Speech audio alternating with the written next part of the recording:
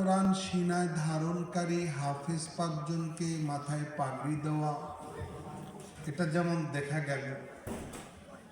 এই হাফেজ ছাত্রদের বাবাদের মাথায় টুপি উঠিয়ে দেওয়া, এটা যেমন দৃশ্যমান হলো,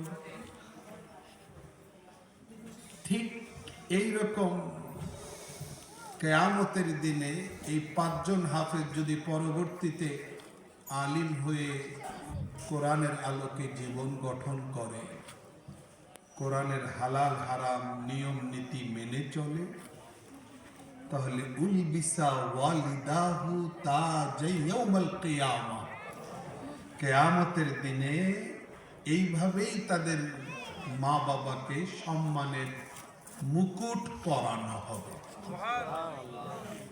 সত্য না মিথ্যা? সত্য। কেন সত্য বলেছেন হযরত মুহাম্মদ রাসূল আকরাম সাল্লাল্লাহু আলাইহি ওয়াসাল্লাম। আল্লাহর নবীর কোনো কথা মিথ্যে হতে পারে না।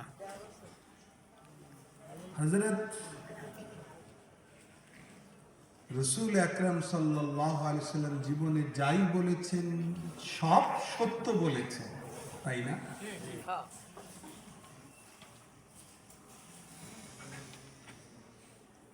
দেখুন,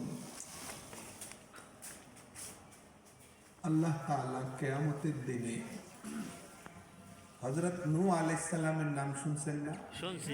একজন নবীর নাম।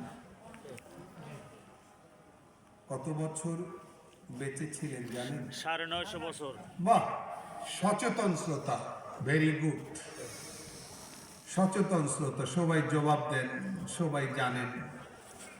জানাশোনা মানুষদের সঙ্গে কথা বলতে একটু মজা লাগে। জি। 950 বছর এই মহান পয়গম্বরে খোদা নূহ আলাইহিস সালামকে আল্লাহ তাআলা কিয়ামতের দিনে ডেকে জিজ্ঞেস করবেন, ইয়া নূহ, মানে হে নূহ, তুমি কি আমার বান্দাদের কাছে গিয়ে আমার পয়গাম, আমার বাণী, দাওয়াত পৌঁছাইছো? তখন নূহ আলাইহিস সালাম বলবেন, হ্যাঁ পৌঁছাইছি।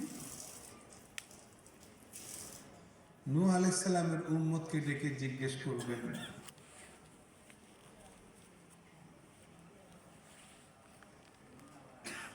যে উনি কি ঠিক বলতেছেন, পৌঁছাইছেন?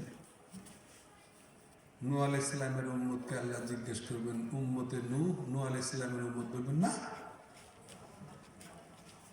আমাদের কাছে কেউ এসে নেই। হইল কথা। নবীকে আল্লাহ জিজ্ঞেস করলেন, আমার কথা পৌঁছাইছেন? নবী উত্তর দিবেন, পৌঁছাইছে। নবীর উম্মত নূহ আলাইহিস সালামের উম্মতকে জিজ্ঞেস করবেন, তারা বলবে পৌঁছায় নাই। এবারে আল্লাহ তৃতীয় দফায় নূহ আলাইহিস সালামকে আবার জিজ্ঞেস করবেন, নিজে দাবি করলেন পৌঁছাইছেন, কোন সাক্ষী?